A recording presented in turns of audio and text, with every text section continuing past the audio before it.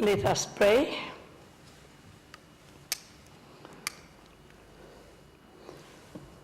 Almighty God, we who have called us to govern this province, we ask your help to make decisions and laws that will be just, excuse me, and will promote the interests of the people. Almagtige God, ons bid dat u gedurende ons vergaderings ons die nodige wysheid sal gee en ons motiewe suiwer sal hou en dat u ons sal help om ons tekortkominge te oorkom en al ons besluite aan u op te dra. Sikalela ilizwe letu na bantu balo, umasili ukulungu kwipondo letu. Kosi sikalela i Afrika, ina bantwana bayo, kokela inkokeli zayo, iniki ukolo i Afrika. All this we beg in your holy name. Amen. You may be seated.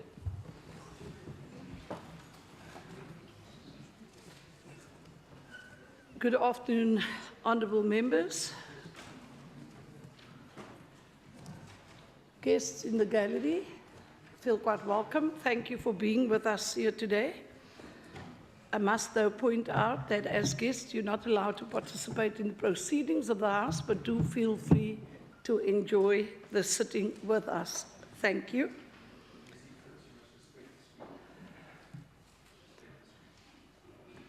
Order, please, members. I think it might be remiss of me to just go headlong into the first order of the day. I hear a word being bandied about, and it's called respect. I'd like to ask that we display that mutual respect today, and that we manage ourselves, and that we don't bring this House into disrepute, that we, in fact, maintain the dignity and decorum of the House. And I think with 2 days to go, I can quite honestly say I know who the ones are who hide behind whose back and who does what behind the scenes. I've got the, oh, Minister Windy, I see that hand. So, and Honourable Olivier, I see you going there too. So shall we? On that cautionary, let's say, let's make this a positive sitting. Let's do this in the spirit that it's intended. We are honourable members and the rest of the country is watching us. So let's do what we do best. I'd like to now recognize, is it the Chief Whip I need to recognize? No, not at all today. We go straight to the orders of the day. The Secretary will read the first order of the day. Consideration of the principle of the Western Cape Adjustments Appropriation Bill B6 2017. Thank you, Secretary. I do have a speakers list, and I would like to start right at the top by acknowledging and recognizing the Honourable the Minister of Finance, Minister Mayer. Thank you. Thank you, Honourable Speaker, and welcome to our guest in the gallery.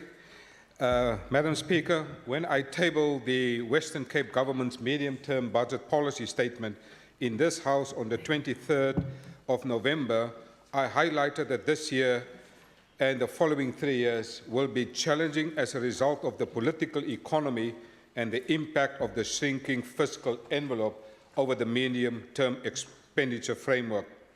I further emphasized that there is much uncertainty and the recent developments at the National Treasury, state capture, and the position of state-owned entities places government's fiscal strategy at a further risk. Madam Speaker, the 2017 National Medium-Term Budget Policy Statement highlighted a number of risks in its fiscal statements. These include an underperformance of the economy and the revenue projection, more pronounced strain and imbalances within public finances as the public sector wage bill increasingly crowd out other spending. The total tax that we collect as a nation is about 1 trillion rand. The current government wage bill is 50% of that. In fact, it's going to rise over 608 billion rand. The rising share of debt service costs on the national fiscus, you will recall that the debt service cost has risen from 147 billion to 166 billion rand. The build-up of unpaid accounts and fiscal imbalances, particularly as it relates to some of these other provinces, particularly in Gauteng, where we have a 2 billion rand in terms of contingent liabilities as a result of the medical legal claims. Also, Madam Speaker, the continued financial and operational deterioration of the major state-owned enterprises, one that is currently being run by a member of the ruling opposition party here, the ruling party in the National Assembly. She is doing an outstanding job in destroying public entities in the National Parliament. Key risks at the national level include also the growing demand for public services as the population and poverty grows, water security, the drought, the medium and long-term impact of avian influenza outbreak, the expected increase in the occurrence of fires in the Western Cape during the upcoming fire season, crime, and the aging infrastructure and infrastructure backlogs. Madam Speaker, as understood and underscored in the Western Cape medium-term budget policy statement, that despite these challenges, we are determined to navigate through these difficult times. Our principles and our values remain our guiding framework for action. At the core of our values is the rule of law. Unlike President Zuma, Madam Speaker, this government believes in the rule of law and the advancement of a constitutional democracy. Madam Speaker, President Zuma's appointment of the Presidential Fiscal Commission to, in the words of Mr. Zuma himself, work with the Ministry of Finance to help to prepare for the 2018 budget and in particular to help find ways of meeting our fiscal targets in a difficult economic climate with high debt levels and lower revenue. Minister Mayor, kindly take your seat, please. Members, you can have interjections, but not ongoing interruptions. It's now reached the level where you're drowning out the speaker. May I ask that you respect the speaker on the floor? You can talk quietly, but when it gets to a level like now, then I have to call you to order. You may proceed, Honourable Minister. Honourable Madam Speaker, this House should note that the President has appointed a Presidential Fiscal Commission. It is now fully embedded into South Africa's future financial planning, despite falling outside the constitutionally recognized fiscal structures. We have a constitution that describes the fiscal and fiduciary responsibilities of the National Treasury. We have the Public Finance Management Act that determines that the Minister of Finance is the head of the National Treasury. But what we have now, Madam Speaker, is that the President has now bypassed the Constitution. The President has now bypassed the Public Finance Management Act. He has now established a Presidential Fiscal Commission. Can we be honest? It is another way of looting the state. Madam Speaker, if Honourable Member Dartmore is not awake in this House, he will soon find his pension when he retires in the pocket of the President Fiscal Commission. The Presidential Fiscal Commission, in comparison, reports, Madam Speaker, all the structures that are created in terms of the Public Finance Management Act, reports to a legislature or a parliament. But, Madam Speaker, the Presidential Fiscal Commission, in comparison, reports only to the President without any public participation requirements. Honourable Speaker, public participation demands that the nation be afforded a real opportunity to weigh in and meaningful influence decisions. Honourable Speaker, there is no logical reason as to why a parallel body has been established, but we know the speciality of Mr. Zuma is to put up parallel states. We have the legal state and then we have the Gupta state. To steal, absolutely right, Premier. Madam Speaker, at best the Presidential Fiscal Committee creates further policy uncertainty and at worst speaks to a sinister move meant to consolidate what is fast becoming a kleptocratic state, or as we know it, state capture.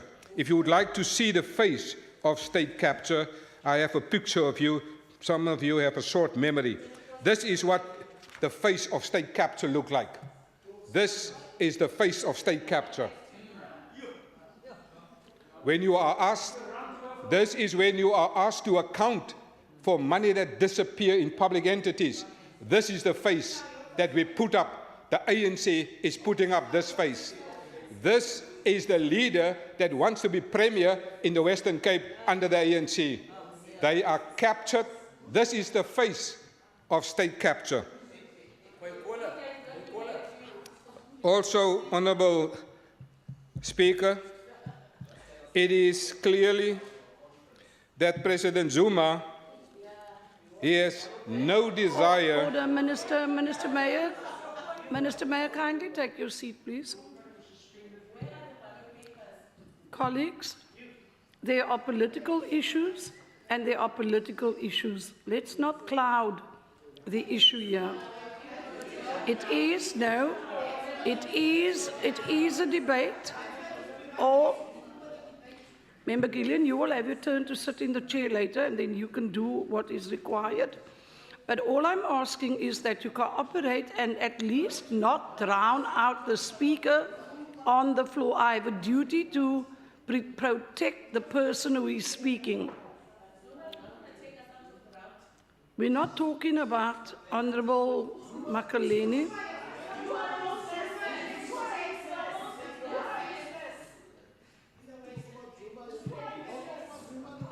Ladies,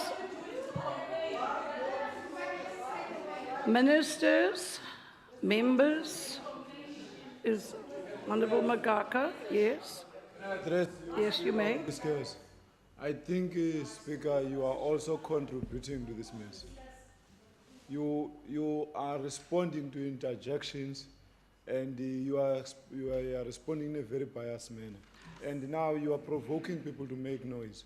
Honourable Gaka, I take your point, except that interjections are allowed, but when it drowns out the speaker, I have a duty to protect the speaker on the floor. And that was the reason for my calling the House to order. I'm guided by Rule 41, which says I must maintain the order of the House. So I'm appealing to you all.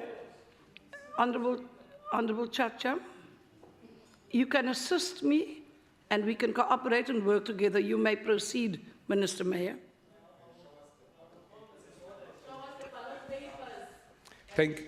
Thank you, Honourable Speaker. Madam Speaker, because we believe in the rule of law, we are, despite these fiscal challenges and growing needs,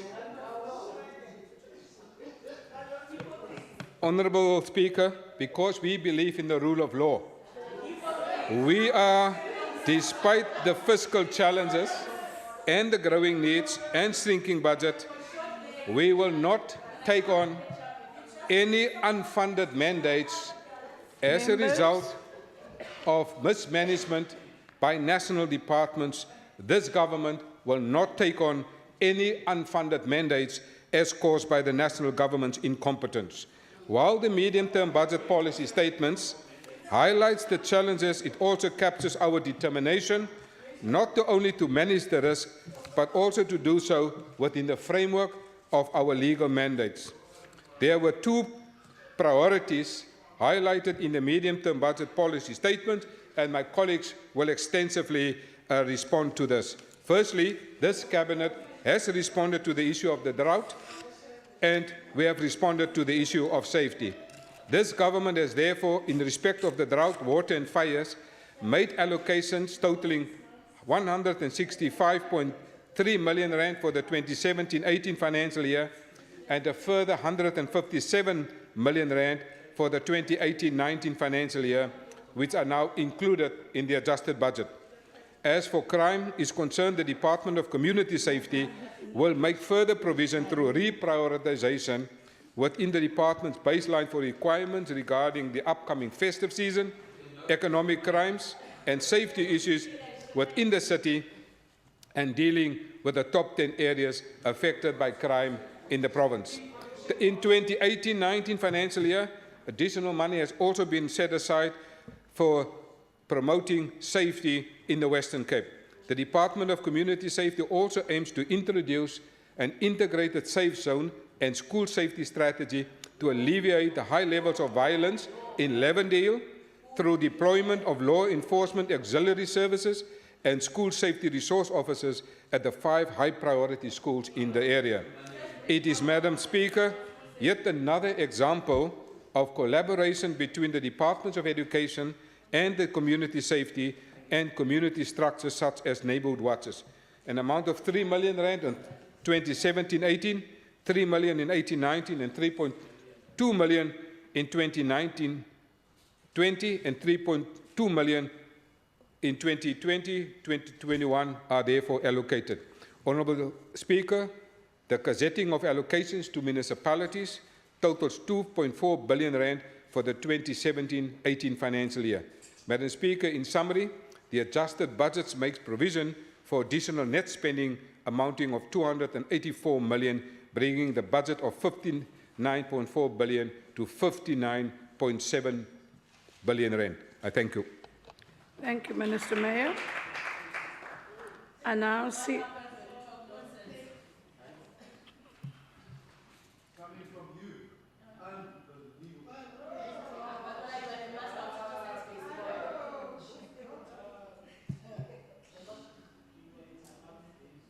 I now see the Honourable Minister Bredal. Honourable Speaker, Honourable Premier, Cabinet colleagues, members of the Legislature, ladies and gentlemen, thank you for the opportunity. I would like to start by thanking the disaster relief workers and other officials involved for their ongoing role in tackling the worst drought in the Western Cape has ever seen. There are people working non-stop. There are people working non-stop across this province to ensure that no community runs out of water in the coming months. I want to acknowledge them and thank them. I also want to thank the public for their support to heed the call to use less water and urge them to continue to do so. I also want to thank the media for their communication on the matter and helping us to drive the message to save water. We're still not out of the woods, and we need to continue cooperation, the continued cooperation of everyone in the private and public sector to get through the next few months together. Honourable Speaker, I want to speak about the 3 government spheres and their particular mandates and areas of responsibility when it comes to water. We are sitting with a terrible drought, and we have a lot to answer for. In a crisis, no one wants to point a finger to shift the blame. This is not what I'm doing. I am simply going to provide the necessary context to our current predicament. When it comes to water in South Africa, the mandate is different between the 3 spheres of government: national, provincial and local government. The national government is mandated by the Constitution to look at bulk water infrastructure in the country. This includes dams and pipelines and management of the major water supply schemes. In addition, we are seeking clarity in terms of the role of national government when it comes to provide development of bulk infrastructure like desalination plants, and we want to understand whether the funding for bulk projects like desalination must come from national government. It is my understanding that that is indeed the case, and the precedent have been set with prior projects like the desalination plants in Sedgefield and Mossel Bay. Accordingly, I believe that the City of Cape Town needs the full financial support of the national government in terms of bulk desalination moving forward. In addition, across the Western Cape, there is a number of longer-term projects that require urgent attention of the Department of Water and Sanitation. These include the extension of the Voelvlei and Klein Willem Dam walls projects that have been a long time coming and should indeed have been completed already. There are other general water-related infrastructure projects across the Western Cape that needs the national government urgent attention. These all make up the Provincial Drought Risk Register, which totals 4.8 billion rand. We look forward to the national department's urgent intervention to tackle the concerns raised in the risk register about bulk water infrastructure in many of our rural areas in particularly. Honourable Speaker, the provincial government, in essence, have no direct water mandate. Instead, our role in terms of water is one of oversight, monitoring and support. We have been playing this role diligently and consistently since we first called for disaster declaration late in 2015. In addition, we coordinate and manage provincial disasters.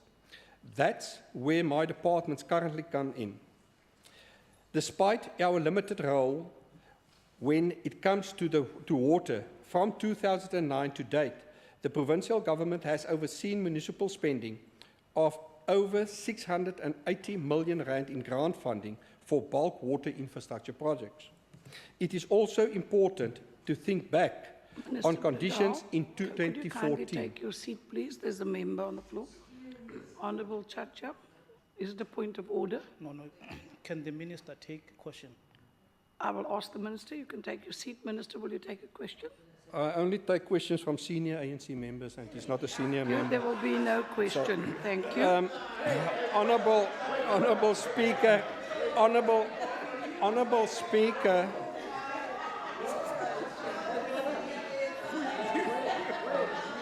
Honourable Speaker, You may proceed. You may proceed, Minister. It is also important to think back. Honourable Speaker, it is also important to think back on conditions in 2014, a year when our dams were overflowing. A drought did not look imminent. In fact, the Weather Services forecast gave us no indication that the dry 2015 winter would be repeated in 2016. The winter of 2015 turned out to be a very dry one.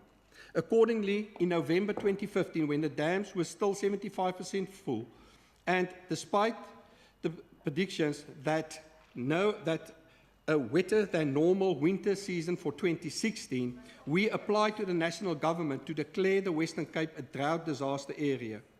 This was denied. Instead, in January 2016, we got the go-ahead for disaster declaration only in 5 Western Cape local municipalities: the West Coast District, Central Karoo, Witzenberg, Oudtshoorn, and Prince Albert. Finally, in May 2017, the entire province was declared a disaster area 19 months after our initial application. Lastly, the role of local government like the Beaufort West or City of Cape Town is to supply systems for clean water delivery to households. Honourable Speaker, it is basically the role of our municipalities to make sure that the water that is available to the system gets to our consumers' taps. That involves many working parts and complex systems made trickier by the ongoing droughts straining our resources. Making the ongoing crisis worse is the current economic conditions in the country, with the recent credit rating downgrade making finances risky.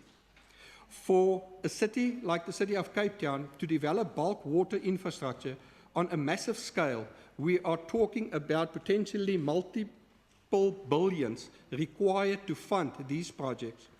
A growing concern from our side as a provincial government, considering our oversight role, is where this money is going to come from. The city seems intent to accepting an unfunded national government mandate to build and maintain major water infrastructure, including the emergency major water infrastructure.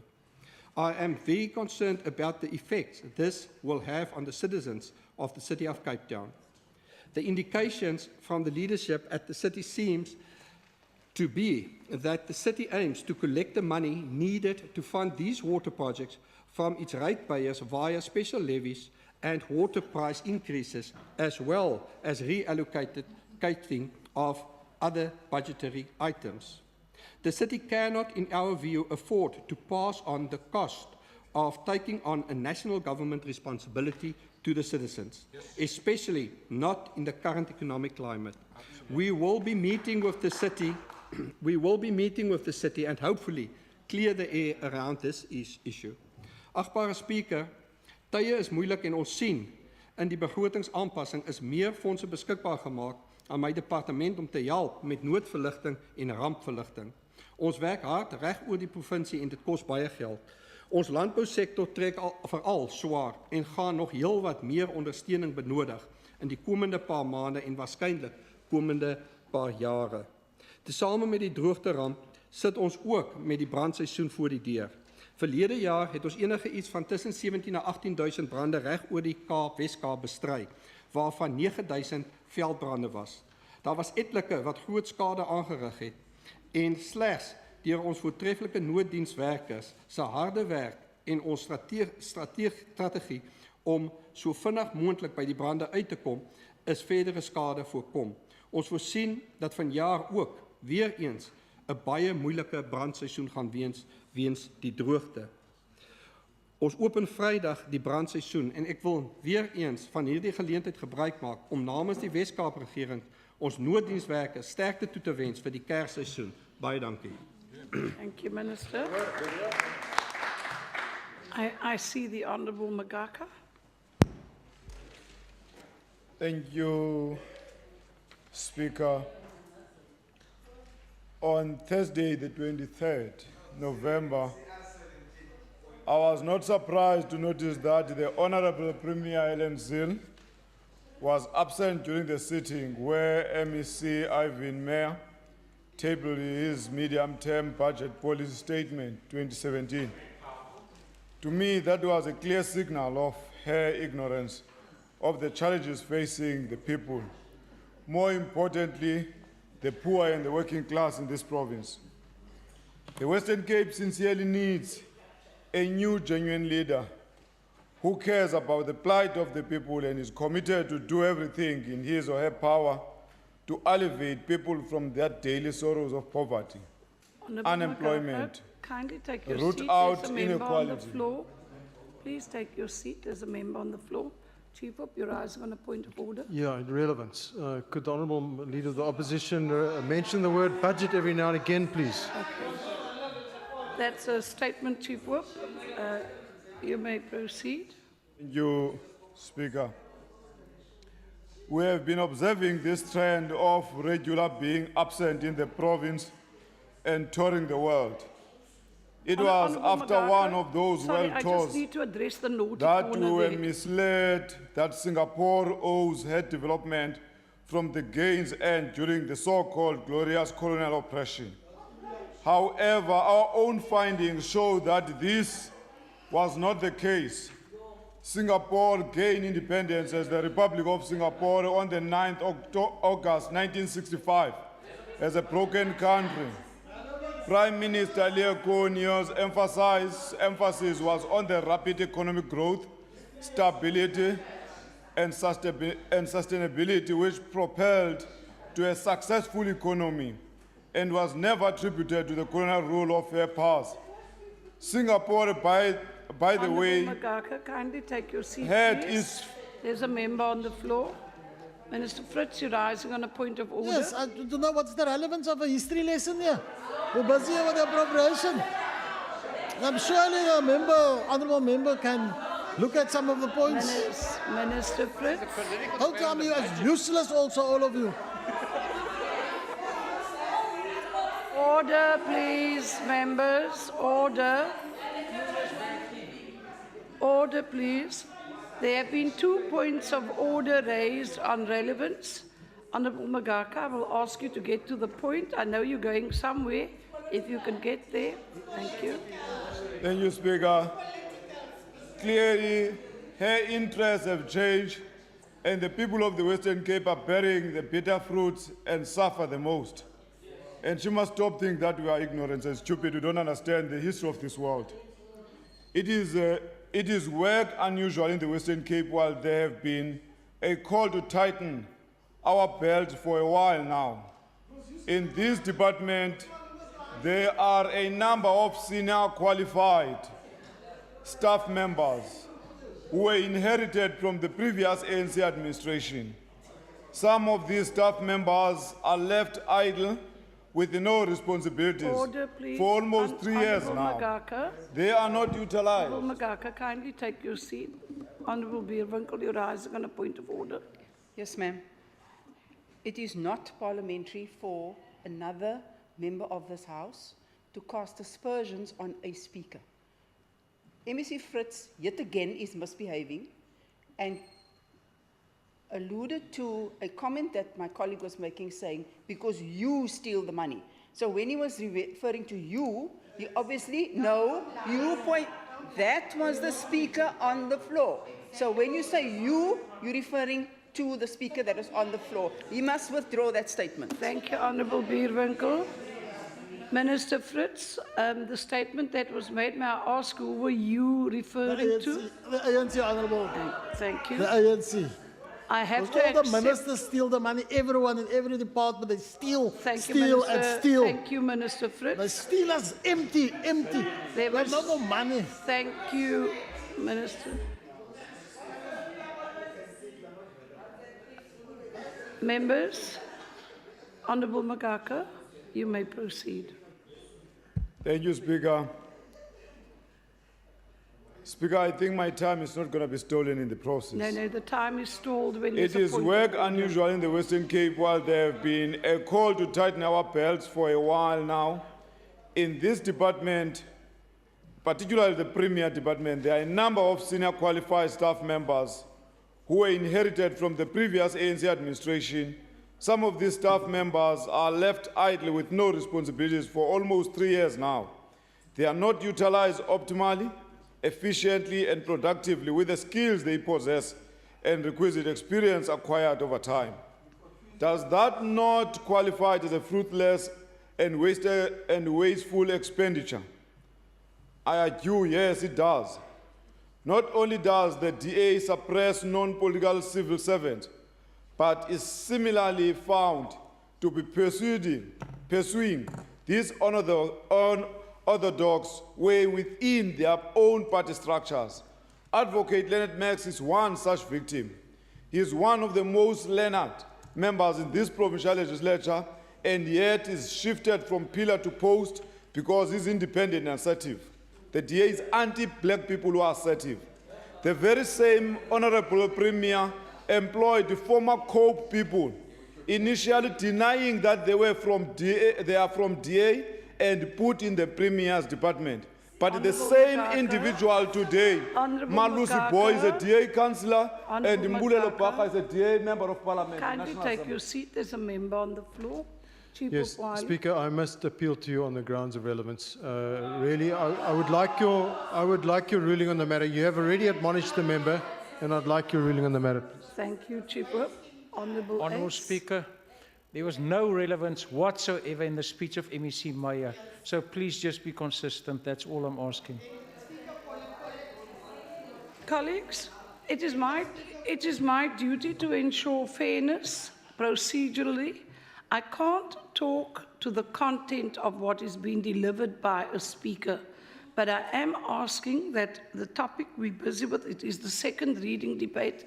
Let's try and be relevant and stay as close to the topic as possible. Name calling and screaming and shouting at each other is certainly not going to help improve the situation. So may we allow the Honourable Magaka to proceed? Thank you. You may proceed, Honourable Magaka. Thank you, Speaker. I am convinced that it was due to her lack of leadership and absence that one of the key Department of Agriculture, failed to submit an annual report for 2016-2017. It is the very same department that is heavily affected by drought, yet the leadership took their eyes off the ball. Shame on the DA and its leadership. National Finance Minister Gigaba stated in his medium-term budget speech that, I quote, "The medium-term budget policy statement is an important opportunity to reflect on the country's finances and economic outlook, and to what extent this outlook supports our national development objective as articulated in Vision 2030. Honourable He Gillian. further remarked, Sorry, Honourable Gillian's placard's distracting me, I must admit. Honourable Magaka. he further remarked that the biggest challenge facing South Africa is the creation of jobs and how we dramatically reduce unemployment. In order to overcome this challenge, all social partners, namely business, organized labor, and civil society must come together and forge unity of purpose and find common solution to growing the economy inclusively and on more radical and sustainable basis. What does the Western Cape Statement meet this requirement? How does? I do not think so, because the DA's house is not in order. The Premier is suspended from her party. Both Patricia DeLilla and JP Smith are under investigation.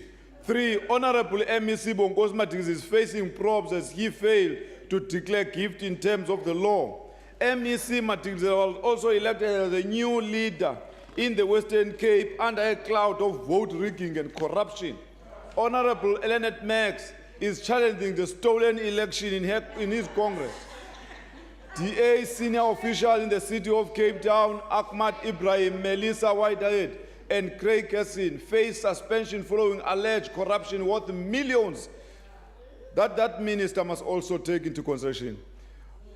Honorable MP Mark Wiley is now facing a civil claim of nearly 2 million, sir, for undue termination of a contract with a certain Mr. Joe Juris of Busy Boy Technology. This amount of fruitless and wasteful expenditure, and the DA still brags about audit and good governance, while money is stolen in your face. Increasingly, the DA is commonly found in scandalous corruptive activities instead of prioritizing service delivery to the people of this province. When you corrupt your own provinces, how far do you corrupt our money? Have the Minister of Local Government and, more important, the Premier acted on these embarrassing developments, both in Cape Town and the provincial government on their watch? The Western Cape is facing a catastrophic drought due to the lack of rain, and victims of the recent fires are yet to be assisted. The Intergovernmental Drought Task Team is found wanting. The adjustment estimating of 74 million in the Department of Agriculture do not talk to the recovery project to the areas affected by drought and fires. Notwithstanding these challenges, the Department of Agriculture is still experiencing rollover of funds to the tune of more than 2 million rand in administration. This is money shifted, you are laughing, within programs to fund several packages of a retired chief director. This is clearly unacceptable. You are not even ashamed of yourself. It is no wonder some say it is a shame on the MEC and their cronies. Just last week, it was reported that there is no progress in reblocking imizamo yethu after severe fires in March this year. No agreement has been reached between Cape Town and the community. The city accused of causing division within residents. The DA, this is a DNA that is found everywhere in the DA-led administration. It is a cancer that must be rid from our communities in order to bring about better lives for all. Not rhetoric. The whole budget is much of the same old false tune songs without substance. I thank you, Speaker. Thank you. I see the Honourable, the Minister, Minister Grant. Honourable Speaker, Premier, Cabinet colleagues, Honourable Leader of the Official Opposition, Honourable Members of the Western Cape Provincial Parliament, officials of the Western Cape Government, ladies and gentlemen. Thank you for the opportunity to speak to the second reading of the 2017 adjusted estimates of provincial expenditure in this House. At the outset, I should like to congratulate my colleague, Minister Mayer, on his constructive but realistic presentation of this matter last Thursday, and to thank him for his continued mature management of the finances of the Western Cape during a very challenging period. Minister Mayer set out very clearly the limitations inherent in the current fiscal envelope and the huge threat posed to the overall economic well-being of the country by the continued mismanagement of a raft of state-owned enterprises and other state entities. One can only hope that once the by now tedious litany of accusations of half-truths and outright lies has been resolved, some sort of financial and management sanity can be restored. The people of South Africa are tired of seeing telephone number-sized amounts of money being wasted, unaccounted for, and I must name it for what it is, stolen, while levels of service provision remain at best stagnant. It comes as no surprise that Minister Gigaba has been asked to pull a fat rabbit out of a lean hat to deal with the enormous fiscal hole in the national budget. It is widely rumoured, of course, that the hat in question will turn out to have been manufactured in a Gupta-owned factory. Speaker, this time last year I made the observation that South Africans as people and as a nation have shown themselves able to survive and build through difficult and dangerous times. Our economy too has shown its resilience over many years. It managed to stumble through the economic fantasies of apartheid, including skewed priorities, distorted education, and suppressed employment and labour practices. In more recent years, it also had to deal with some dangerous economic radicalism and appalling decision-making. Whoever thought that the words looting and captured would become part of the language of economics? The calm waters of the National Development Plan are but a distant dream. Speaker, in the time available to me, I'd like to expand on comments made by Minister Mayer last week in relation to aspects of infrastructure provision, a major responsibility of my department. While this is a far-ranging and complex issue, for the purposes of this second reading debate, I want to focus on two specific things. The first of these is illustrated in a quote from a report issued by the Brookings Institute as recently as the 9th of November. The extract reads as follows. Infrastructure policy discussions regularly highlight the need for new projects like wider highways and new transit lines. This makes sense. Voters in the media cannot ignore the infrastructure they see, and ribbon-cutting ceremonies are visible successes for politicians. But by focusing on new infrastructure projects, policymakers overlook the more economically significant challenge facing most of the country: maintenance. Yet another report highlights the rough rule of thumb that every 1 unit of expenditure on preventative maintenance saves between 4 and 10 units on future repairs. My department has argued for some time in favour of providing adequately for maintenance even within tight infrastructure budgets.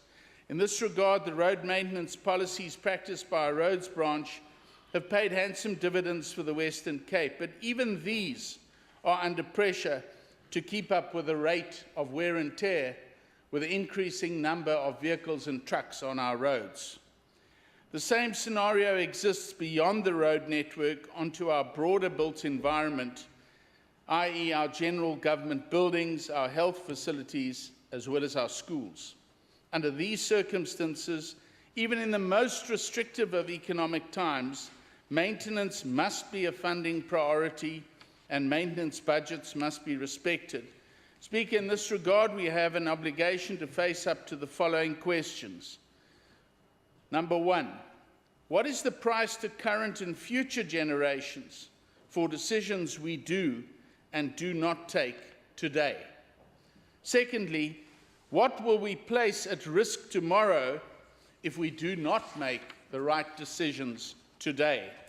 A recent article about South Africa pointed out that we have lost our sense of history. We have become a 10-minute nation which conveniently forgets what happened yesterday. The nature and track records of some of the world would-be players in South Africa suggest that there is more than a degree of truth in this assertion. Speaker, we cannot afford to become a nation of 10-minute thinkers when we develop plans and make decisions about the road ahead. The future generations will have to pay cannot be ignored. This brings me to the second of the challenges which I referred to earlier. Last year in this debate, I referred to the impact of the drought. in parts of the province and said that we want to be in a position to handle all climate change issues better in future years. In this regard, I've left a discussion about water provision to better qualified colleagues. I must, however, point out that much of the construction of the Department of Transport and Public Works over the MTEF period is water intensive and that infrastructure is climate sensitive. So, Speaker, in my portfolio, we are cognizant of the fact that the World Economic Forum has identified that the greatest threat to the global economy is increasingly the environment. Various environmental factors now outweigh economic, geopolitical, societal, and technological considerations. The Western Cape Government Climate Change Response Strategy identified the following predictive impacts of environmental change: decrease in rainfall, increased severity of droughts, higher average temperatures, increased intensity of extreme events, increase in flooding and storm surges, decreased viability of ecosystems, increased coastal impacts, fewer frost and cold and frost days, as well as an increased fire risk. These predictive risks now need to be factored into our built environment and infrastructural plans so that we do not locate facilities appropriately. We also need to invest, firstly, in research into alternative smart technology around delivery. Secondly, focus on non-infrastructure solutions to service demands. Thirdly, review service delivery models and norms and standards. And finally, investigate and consider serious alternative methodologies for the delivery of infrastructure. Speaker, it is often pointed out by political commentators that a government is not known only by its policies and by its ability to implement them. It is also known by how it deals with situations as they arise, particularly extreme situations, and even more such situations which arise from outside sources. The Western Cape Government is determined to be such a government. Thank you. Thank you. In the absence of member... Have you finished your interjection on the Honourable Doug Moore? Walk and talk. In the absence of the Honourable Bernard Joseph of the EFF, I now see Member D. Joseph. I see you. You may proceed. Thank you, Speaker. The completion of the annual reports, as well as the adjustment appropriation processes with a medium-term budget policy statement, including our entity's best testimony that the Western Cape has a well-functioning government, led by, and I want to say to the Honourable Magaga, led by our Premier, who is a respected South African leader and the Premier of the Western Cape, voted in by the majority of the voters in the Western Cape. Political leadership, supported by quality leadership and staff within the departments and entities, form the basis of the success story of the Western Cape. Members of all political parties in this House is allowed to carry out their oversight role over the executive in the interest of the residents in the Western Cape. The ANC in the Western Cape, the party that participates here in the Western Cape government, is allowed to do oversight, while the ANC in other provinces is not allowed to do oversight under the ANC rule. Speaker, the ANC versus the ANC, as quoted in the Cape Times today, is not new. The trust that voters have placed in the DA since 2006, including the 2014 elections and moving towards 2019, is the new discussion in the hands of the voters. The absence of leadership in the ruling party, the ANC, as well as the absence of the ANC executive at the state capture debate last night is no coincidence. Speaker, the ANC is the sinking ship called the Titanic, as the ACD president has always called it.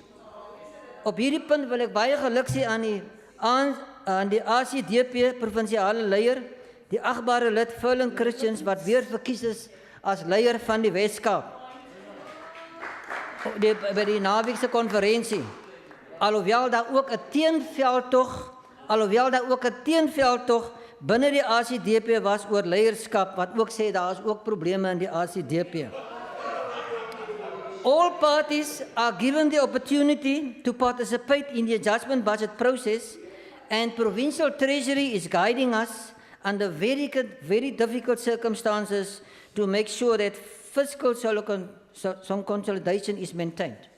Speaker, according to the Reserve Bank, research shows that the economic growth will increase by 10% if the leadership and fiscal consolidation challenge facing South Africa is addressed. The global economy recovery growth is predicted at 6.3% towards 2019. The question we must ask, why is South Africa not part of the global growth? And the answer is clear. It is abuse of power by the ANC. It is abuse of state resources and taxpayers' money that should be intended for a better life. The ANC's refusal to listen to constructive criticism from within their own ranks has created their own Titanic. Self-evaluation includes listening to all stakeholders, which will strengthen the link between good governance and better performance in government. The Western Cape built up a record of continuous improvement due to self-evaluation and organizational performance. Speaker, that is why more people have voted for the DA since 2006 and after the 2014 elections, including Gauteng and the Eastern Cape metros, where the voters have said enough, ANC, enough is enough. The scope of governments in the Western Cape is once again hindered by gross maladministration and corruption at national level under the leadership of President Jacob Zuma, who have allowed the economy to be mismanaged and state-owned entities that are on the brink of collapse. As a result, budgets have been cut, our economy has been stagnated, and the DA-led government also feels the brunt of a tighter budget allocation. Furthermore, the President and his committee and the Presidential Committee now oversees each and every decision made by the National Minister, including National Treasury. Speaker, Acting Speaker, the National Treasury is no longer a safe place for our economy. This, when the Western Cape government is in the grip of the most severe drought in this 100 years and faces a widespread outbreak of Asian flu, and there is improvement in that situation. Over the next 3 years, the Western Cape government will have to adjust to a 5 billion to its budget due to the collapse of the national government's budget fiscal strategy under the ANC. Less money means our capacity to deliver to our residents is once again threatened by the ANC's competence. Speaker, this is the Western Cape government's response to an economic failure at national level. This is what the adjustment budget and the appropriation is bringing to the table. We will not be threatened or stagnated by ANC. We will use our leadership in this Western Cape, well-qualified leaders in the departments, to go beyond what we need to deliver to the people in the Western Cape. Under the leadership of our Honourable Minister, Dr. Ivan Meyer, Minister of Finance in the Western Cape, who will lead us so that we can face the storm of the gross negligence of the ANC until the DA takes over at national government. Die hoop vir Suid-Afrika is 'n alternatiewe regering wat die belange van al die mense eerste stel. Die hoop om Suid-Afrika te red vir 'n beter toekoms lê lank nie meer in die hande van die ANC nie. Dit lê by 'n alternatiewe regering in samewerking met ander partye waar die DA sal regeer na 2019. Ek dank u. I see the Honourable Christians. Chairperson, yes, we need more money for drought, and yes, we need more money for safer schools and more money for crimes in communities. But, Chairperson, we cannot speak about adjusted estimates in isolation without state capture. We cannot speak about adjusted estimates without the downgrading of South Africa and also the wage bill. Speaker, with the shrinking national fiscus, there's severe pressure on this province. So I want to, as the SDP, thank the Minister of Finance, Minister Ivan Meyer and his department for excellent work done. But, Chairperson, the important thing is, I believe he's a capable minister and doing a good job. But Speaker, talking about adjustment estimates, I also want to thank the Honourable Magaga for supporting Cyril Ramaphosa to be President of South Africa, and down with Nkosazana Zuma down. So I want to congratulate him for supporting Cyril Ramaphosa, because Cyril Ramaphosa will bring back Pravin Gordhan. He will bring back Pravin Gordhan and fire Jacob Zuma. So, Chairperson, you see the problem is that experts is predicting the downgrade will trigger more volatility. It will trigger more volatility. So we must remember, Speaker. Honorable Christians, can you take your seat, please? Relevancy, where is the relevancy here? I'm going to rule on that now. Please, because it's just abusing our ears. Yeah, Honorable Christians, please stick to the relevance of the debate. This was all mentioned in the other debates. I'm just adding. So, Chairperson, the important thing is with downgrades, with state capture and all that. And just the other day we heard that Minister of State Security gave a blank check to the evidence leader, Mr. Verara, to in an affidavit to make away with ESCOM, the inquiry in ESCOM. More state cancer is taking us backwards. Your time has expired, Honorable Christians. Can't be. I see the Honorable Beerwinkel. This man is angry, Chief.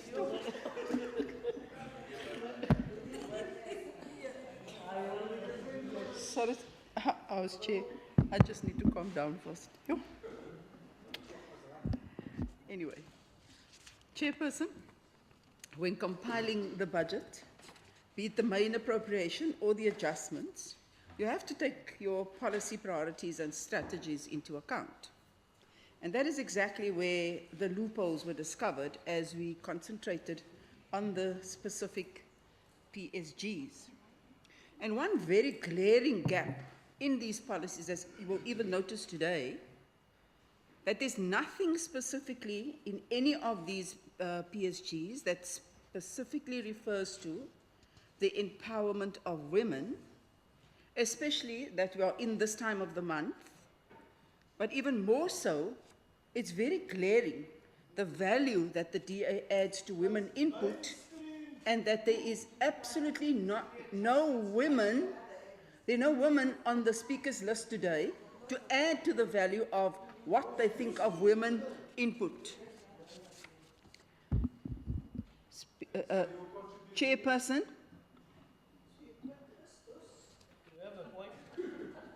adjustments from national are not a right.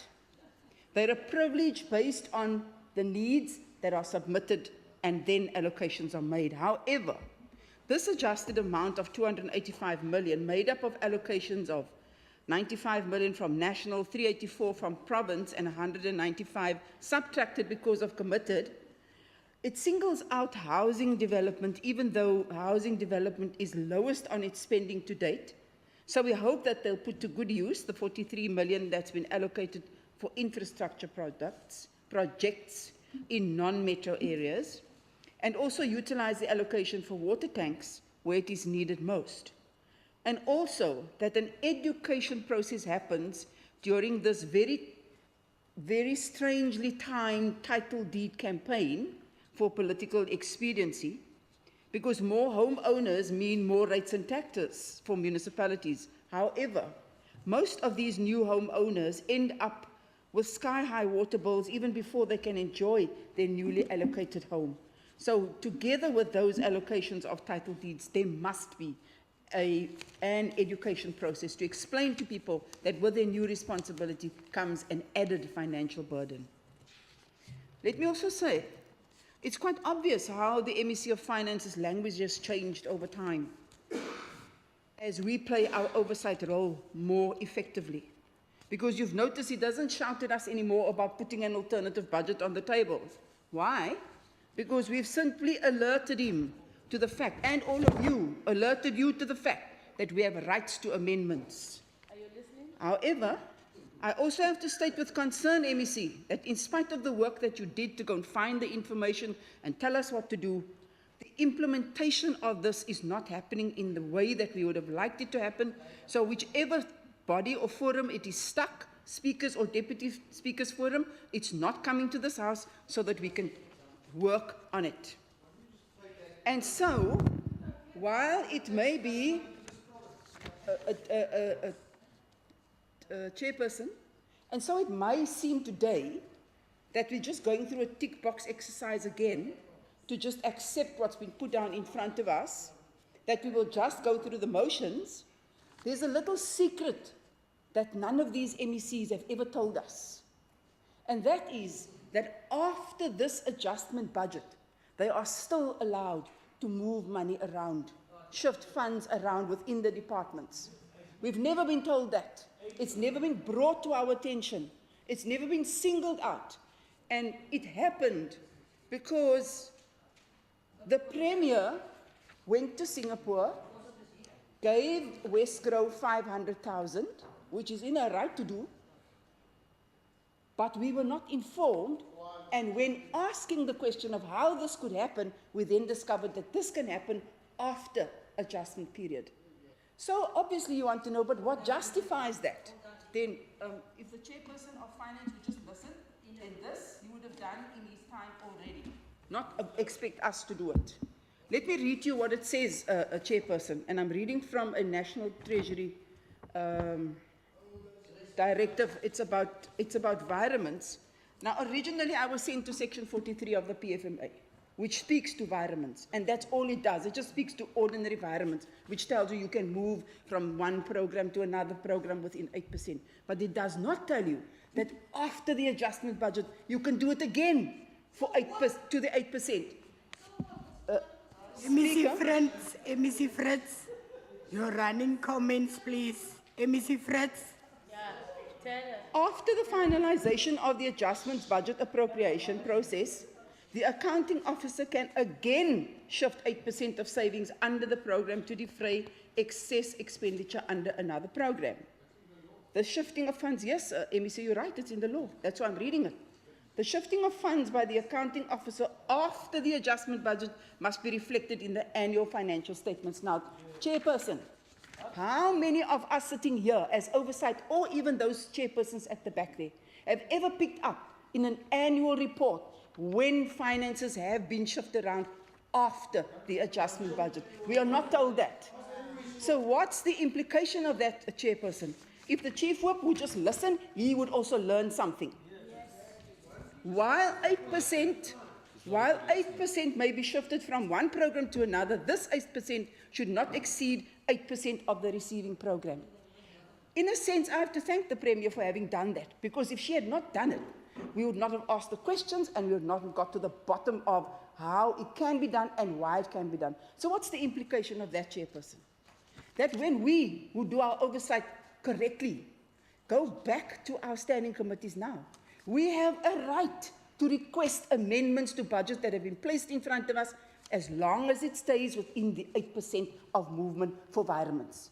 We will be coming for you in terms of those changes that we want, because we have a right. This is, and the reason why I am lifting it out, chairperson, we've never been made aware of this right that we have to, after the adjustment budget, ask for amendments and adjustments as long as it's less than 8%. And the shift from the one program to the other must also not be more than 8% of that program. We've never heard that. We've never implemented it. We've never been told that we can do it. We've never been shown when it does happen that it has happened. Unless, chairperson, you come to the main appropriation, or when annual reports are presented, you come with your adjustment budget book, you come with your main appropriation book, and you sit there with all those books and compare. Only then will you pick it up. So I am saying we have a right to do this, and we have a right to ask for amendments where we think monies can be shifted around. I'm just making that point. I can go back. Let me also just say, Chairperson, on the day when I put the question, the DG, Brent Gerber, was honest enough to say he did not even know that that was allowed. He was honest enough to say it. He didn't know. The AG couldn't answer the question when we put it. It was one of the members in the Premier's office who explained it in the way that it happens after first sending me to Section 43, which I found didn't answer the question. Then I laid hands on this document. So I'm just saying, as oversight members, we will be playing that oversight role to request more from where we see it's necessary. Quiet now.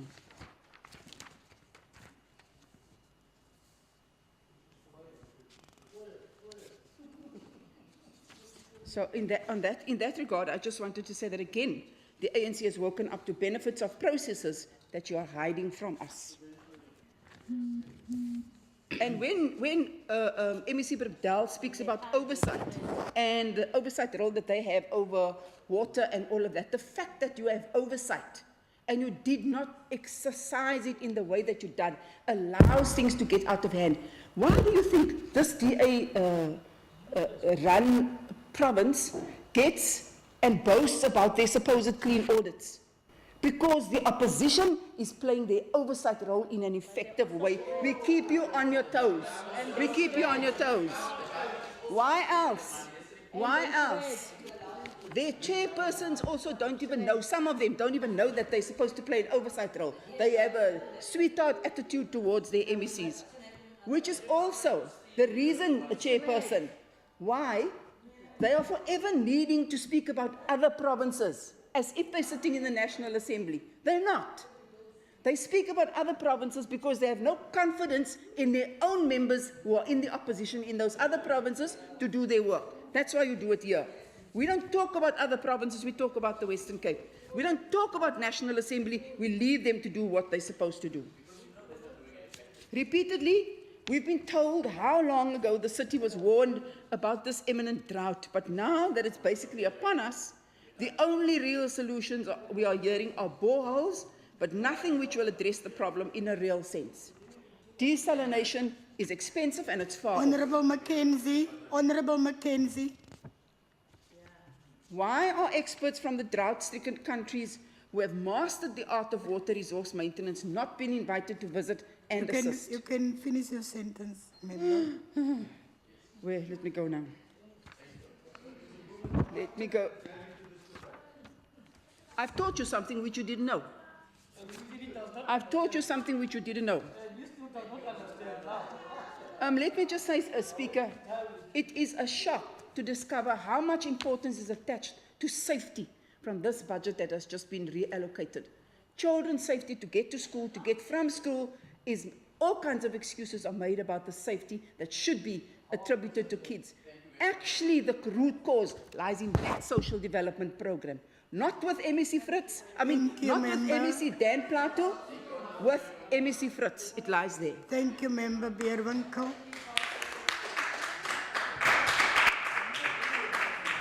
I see the Honourable Minister Windy. Thank you very, very much, Chairperson.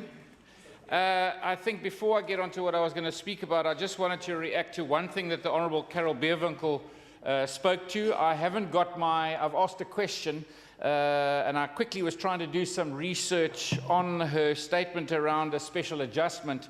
But if my memory serves me correctly, we have done it twice in my term in this House.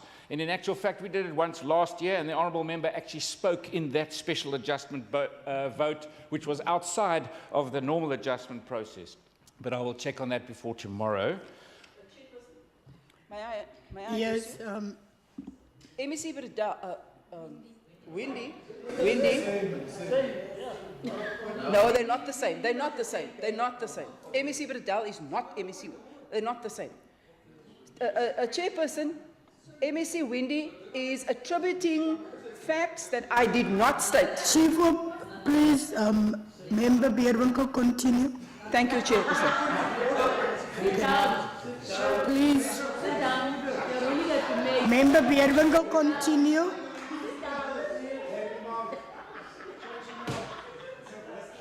Chairperson, at no stage did I say that there was never an extra adjustment budget. The only time. Thank you, Member Beerwinkel. You get that? Thank you, Member Beerwinkel. Please, quiet, sit down. Just admit you learned something. Member Beerwinkel, take your seat. Continue, Honourable Minister. Thank you very much, Chairperson. I'm not too sure what that was about. So obviously we are standing here today to talk about the adjustments budget. This is the political discussion on the adjustment. And of course, this is where we put all of it into context, where you have to make an adjustment according to the rules and in the ecosystem, the environment, the space we find ourselves in. And I think the Honourable Minister of Finance started off by saying this is an adjustment in an expensive political economy. And that's exactly right. We are doing adjustments in very, very difficult times. So if we think about the context we find ourselves in, that political economy, I think that's where we need to start. So if we look at the medium-term budget policy statement from the National Minister of Finance, we know going forward we're going to have to cut probably 5 billion out of our budget going forward as this government. We need to understand that going forward because we need to understand what the current pressures are. It's not only just about fixing your existing budget, but it's understanding that future in which we operate in. We've got to build that in the context of ongoing downgrades by the rating agencies, of seriously bad government at a national level, a government at a national level that is not capable of offering us that ecosystem and that environment in which to operate. And of course, this massive problem that we have in our country of serious corruption, stealing, looting. You've heard it a number of times today. And of course, this bad government that I'm referring to comes from a political party. And of course, if the political party themselves cannot even get their 54th conference going, only yesterday, and this wasn't advertised by the party, this came out of the presidency. Is that a point of order? No, Chair, can I address you? Can I address you on the issue? Just to remind the House that the National Conference of the African National Congress starts on the 16th of December. Thank you. I'm not sure where that Thank comes you, from. Member. Please, members, continue. Thank you, Honourable Chairperson. That is exactly the conference that I'm talking about, the one on the 16th to the 20th, that the presidency had to make clarity yesterday that it was actually in Gauteng and not Kimberley. 18 days before a conference of a party that's supposed to run a country, they don't even know where the conference is going to be. And then when they advertise it, not from the party. Can you take your seat? Can you take your seat, Minister? Honourable Makaleni. Thank you, Chairperson. May I address you? Can you call the House into the order of the debate? We're not discussing ANC's 54th conference here. Thank you. Order. Chair, as I said in the beginning, this is the context that we have to do an adjustment budget in. When 18 days before a conference of a ruling party in a country doesn't even know whether it's in Kimberley or Gauteng, and then they correct it and say, no, it is in Gauteng, but they still don't know where in Gauteng, because they are busy looking for a conference facility where the chairs are bolted to the ground.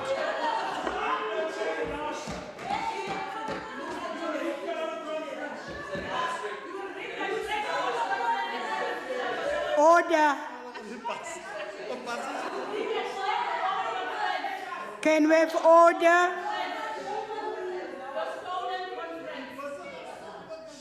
Can we have order from both sides of the House, please?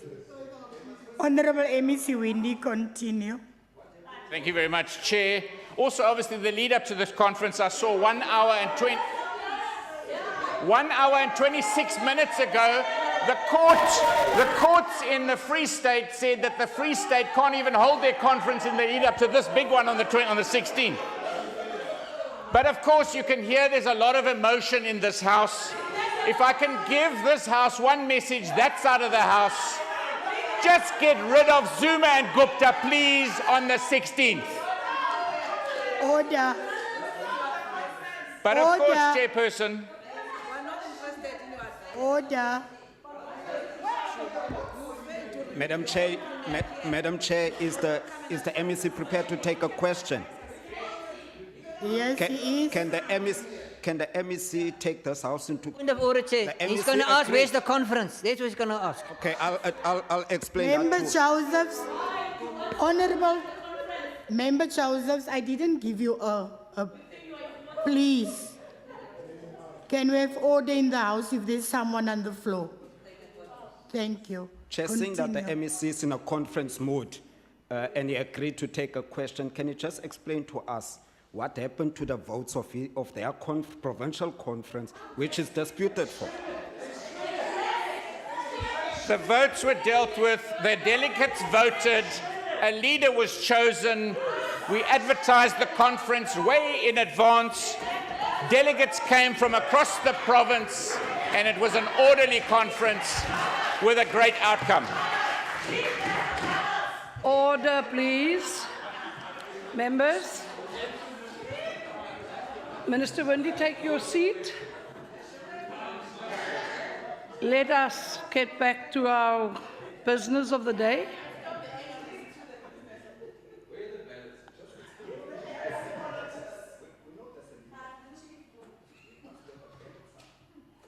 You may proceed, Minister Windy. Thank you. Thank you very much, Speaker. So this is the context, the political context. Now let's look at the political context influence on the economic context. So the Honourable Minister of Finance spoke about the downgrades and the effect that has on our economy. This can't even find 1% growth in our economy. And of course, the political shenanigans, thievery that goes on in the ANC, the impact can be spelt out perfectly when you see the World Economic Forum risk ratings, Madam Speaker. And I'll just take you through one or two of these indicators. Irregular payments and bribes. We were rated as number 53 in the world, we're now 91. Judicial independence, we were rated as 16. Quite proudly, we're now 36. Strength of investor protection, we were rated at 14 in the world. Not too bad, we're now 21. That's, of course, because of the Guptas. And we can go ease of access to loans. You can understand loans, specifically if you want to get access to finance to grow an economy. We're number 12. We're now at 62. But let's look at the real ones that made a big difference. Availability of financial services, we were number 2 in the world. The ANC have very happily taken us to 32. Financing through local equity markets, we were number 1 in the world. The ANC have taken us to 25. Soundness of banks, number 2. ANC to 37. Regulation of security exchanges, number 3, they've taken us to 46. Efficiency of corporate boards, number 3, they've taken us to 34. And strength of auditing standards, we were 1 in the world, and they've happily taken us to number 30. This is this government in which we have to do an adjustment budget, where we've got one of the worst droughts in living memory, Madam Speaker. Now, Madam Speaker, the Honourable Member Burdell spoke about the different roles. Minister Windy, please take your seat. Honourable Makaleni, if you wish to pose a question to the Minister, then kindly direct it through the chair. But that finger and that just was not on right now. Please, thank you. You may proceed, Minister. Thank you, Speaker. The Honourable Burdell spoke about the different roles at the different spheres of government with regards to this drought. I want to bring to this House's attention the National Department of Water Affairs and Sanitation, whose job it is, and I heard the Honourable Makaleni say earlier in this debate, so tell us about what's going on at the National Department. I'm going to tell you what's going on at the National Department. They have got 900 posts. Mr. Windy, kindly take your seat. Are you rising on a point of order, Honourable Makaleni? Yes, Speaker, can my name not be used in vain also? That's not exactly a point of order, but please take your seat. I can't. I cannot talk to the context of the debate. I will have to go to Hansard, but I'm going to allow the Minister to proceed. Thank you. You may proceed, Minister. Thank you, Speaker. Wendy. In the context of the worst drought in living memory, the impact that it's going to have on the poorest of the poor in this province, the National Department, who is supposed to be this department to offer that bulk servicing, has at the moment, and since 2013, had 900 posts unfilled. They've had 7 heads of department in the last 10 years. In March this year, they had 1.5 billion rand that they owed to contractors. 6 months later, they'd only paid half of that out to contractors. These are businesses who need to make ends meet. They have got 2.6 billion that they owe to the Reserve Bank. They've got 9.8 billion rand that they haven't collected on water fees and charges on water that's been delivered.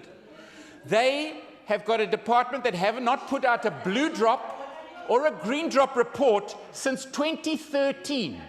This is the department that is supposed to be arranging bulk water supply for the residents, agriculture, the economy of this province. They have put back the Clan William Dam because they can't afford to do it. They are not maintaining their canals. They are not able to offer the bulk water service. And on top of that, until March, they were still denying that we had a problem. And this is the department whom now we have to step in and start to put mechanisms in place. And what the Honourable Member Bradell said was absolutely correct. This department, this bankrupt, very badly run department, who is supposed to be stepping in, we're going to have to make plans. We're going to have to use water wisely, more wisely than ever before. But what we are going to do is we are going to send the account for their failure to National Treasury. We are going to send them the account. We will step in where we need to. We will send them that account because they cannot get away with this really badly run national government that puts the economy of this province under such dire pressure. Now, let me tell you about what's going to happen with this economy, specifically in the agricultural sector, because of this department's failure. Do you know that in the deciduous fruit sector, the pressure that we are going to be put under, the Cape has around 68,000 households that produce food. I'm not talking about the big agricultural sectors. In the big agricultural sectors, we already know we're going to lose 4.96 billion rand in GVA. 35,634 jobs are under pressure just in the fruit sector. But the households, these are families, households in our province. 30,000 of these households use municipal drinking water to produce food, which they are not able to do at all anymore. Disappeared, gone out of the system, lost. In series, 40 million rand from the wage bill is going to be missing. If we have if we only have 30% available water and we have a 50% reduction in the fruit producing arena, we lose 547 million rand in the wage bill. That's going to impact families, the poorest of the poor, and the knock-on is going to knock on onto health services, education, every single facet of society, because this is a very serious drought. And have a look at how much money in this adjustment is coming to deal with the drought in South Africa via national adjustments. Very, very little, because there's no responsibility, there's no action, there is a shockingly run department, there's a shockingly run government, and it's this political party's fault. Thank you, Minister Wendy.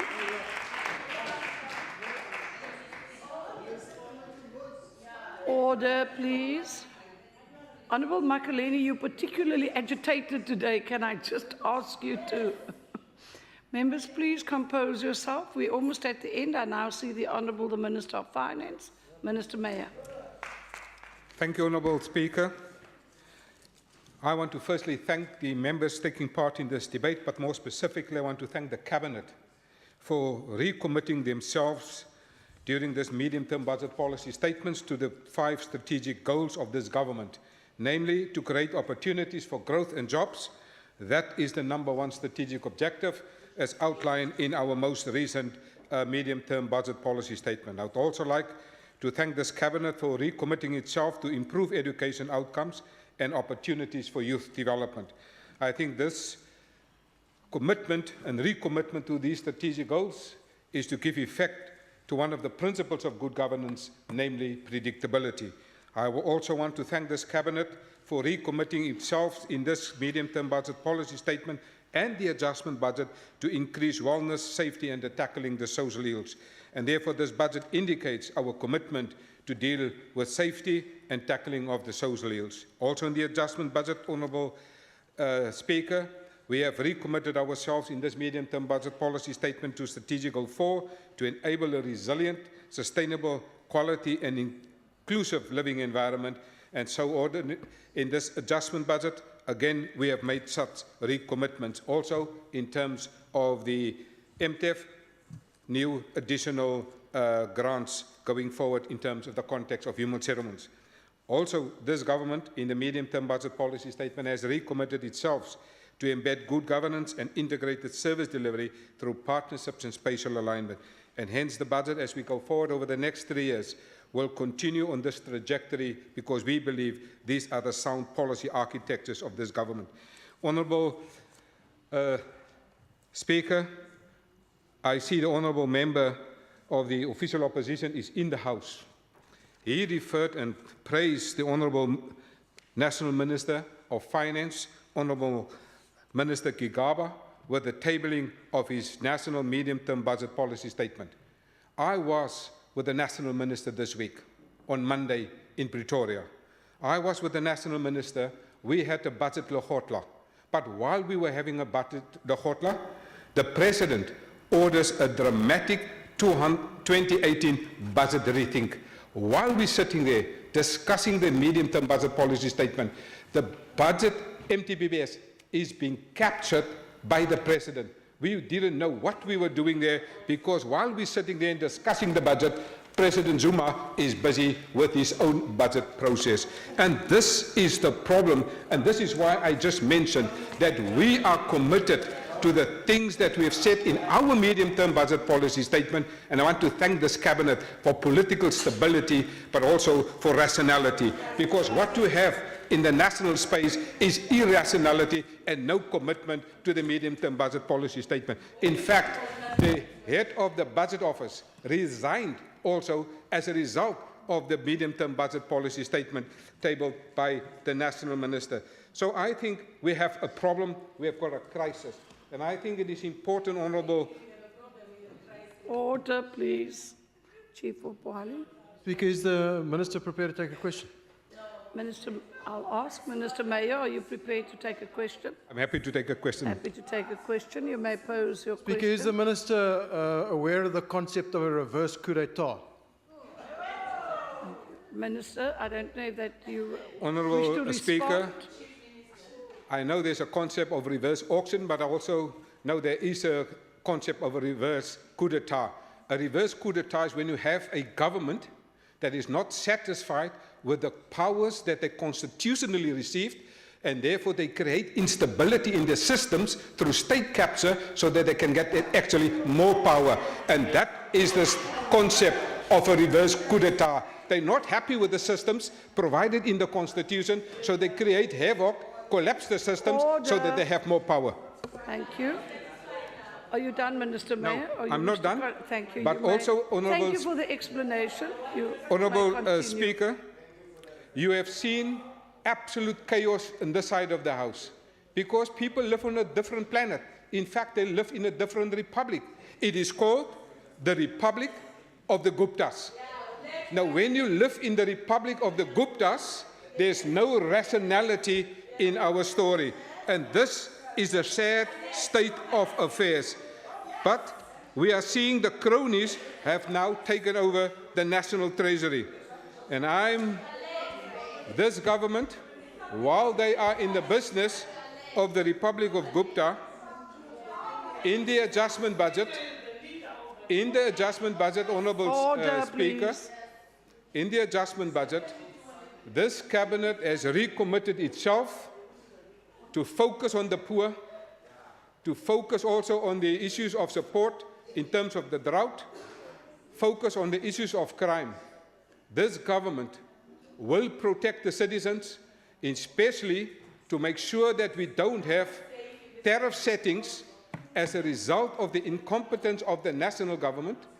Please take your seat. Honourable Makaleni, your poster is now becoming, it's in my oog asseblief.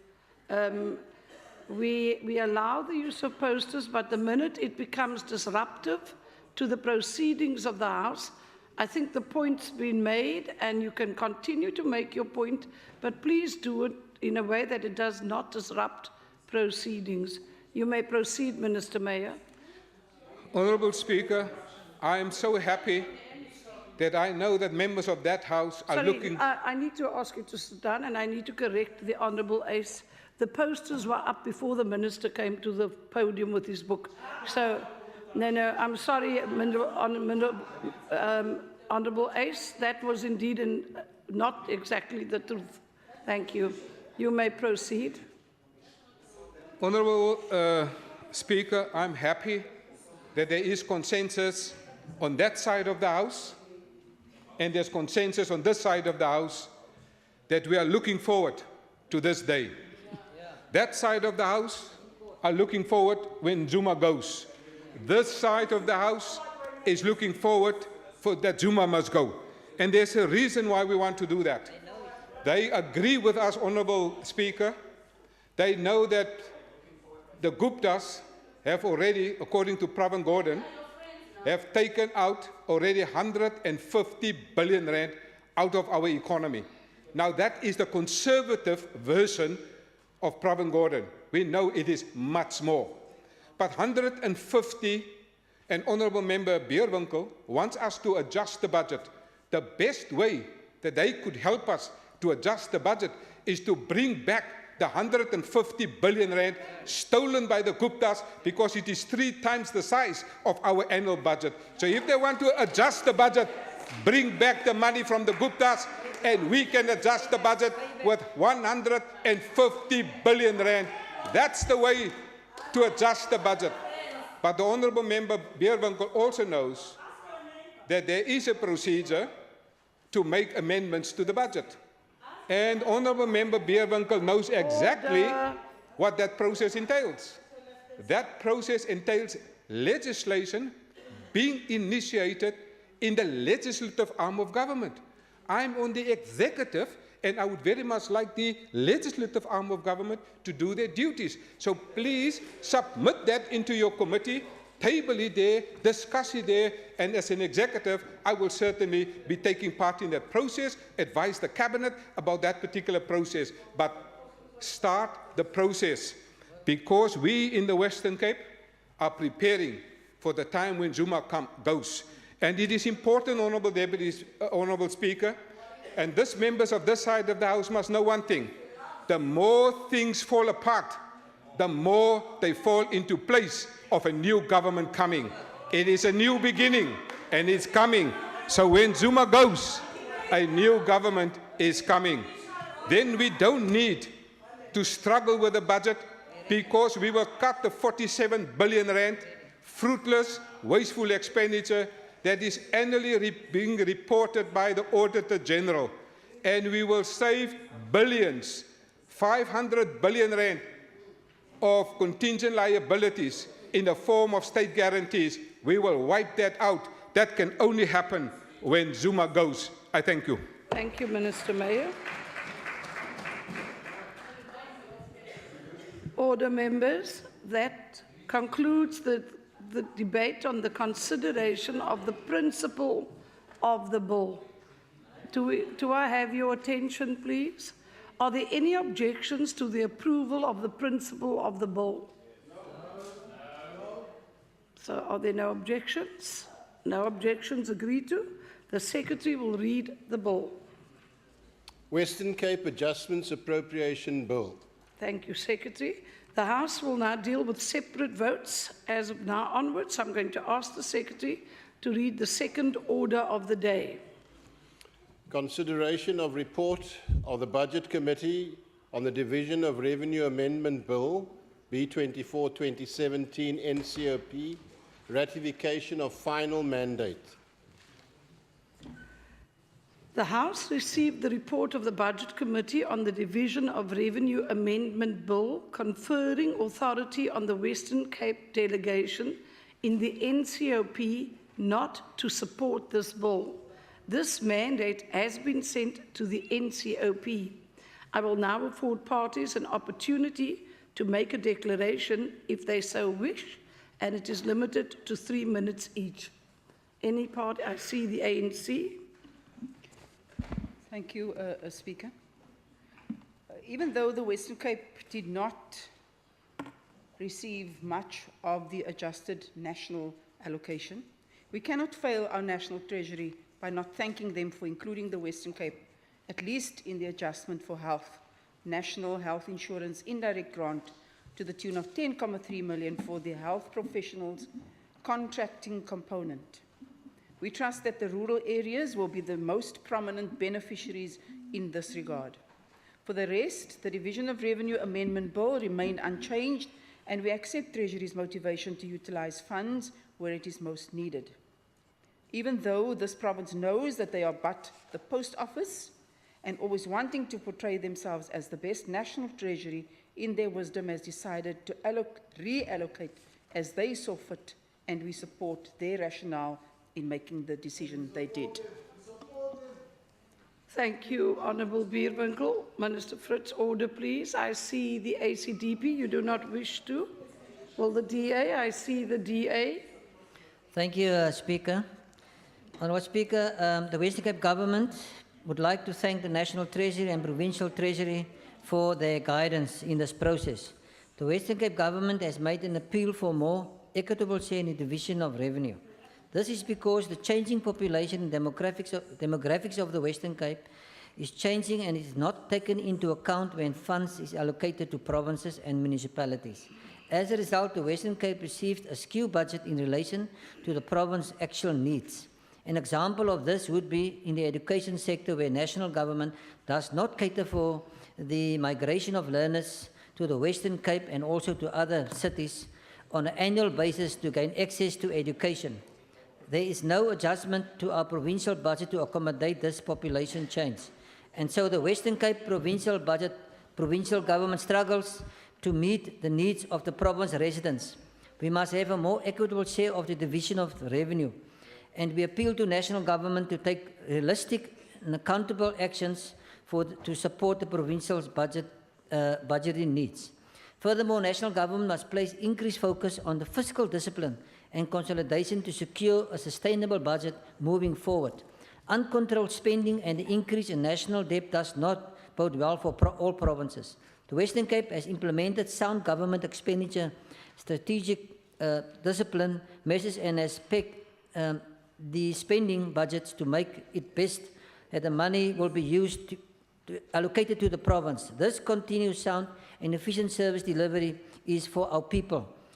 All provinces have asked for more money. Limpopo have asked for drought relief strategies. Free State experienced a severe, crippling drought.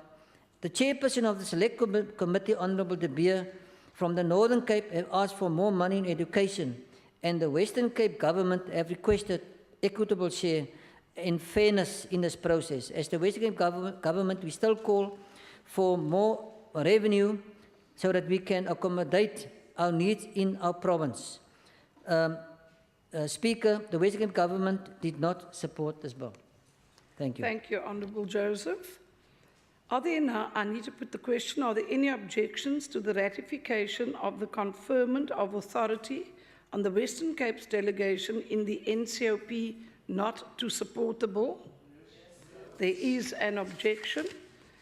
I put the question, those in favour of the report being adopted and that the mandate conferred to the Western Cape Provincial Delegation in the NCOP not to support the bill be ratified will say A, and those against will say no.